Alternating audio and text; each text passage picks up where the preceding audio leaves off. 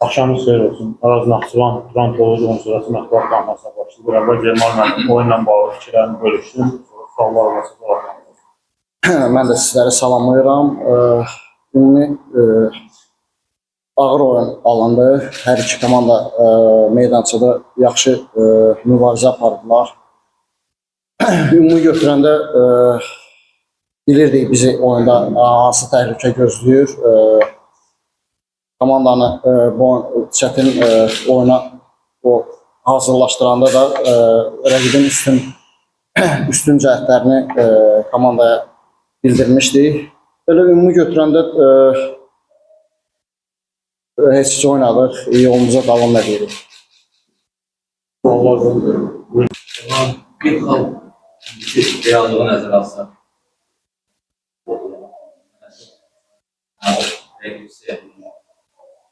Bu belə çempionatın sonudur, ona görə hər xal o xalın üstünə əlavə xal gətirir. Ona görə bizim rəqiblərdən biridir Turan komandası.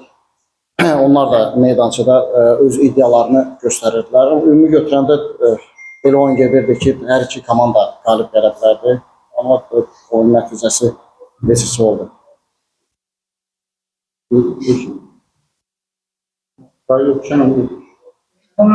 Başdakı korkmasını düşünərək bu oyunu sizə şeydən tutuyorsunuz, konflikti olan. Yox, belə ümumi heyətimiz də o qədər geniş deyil. Zədəli futbolçuların çoxluğu bu rotasiyalara getməyə imkan vermir. Belə sərəncamda olan futbolçuları istifadə edir. Buyurun. Normalde yorulmuş bu vaxtında, ben de sporçulara Maksimumla bağlı bildirdim. Məsələn, Andersonu ilk bölgədə ilk səhvində bağışlamadı, amma ayrı qarşı müqarrarlandı. Hakimlikdən danışmaq istəmirəm.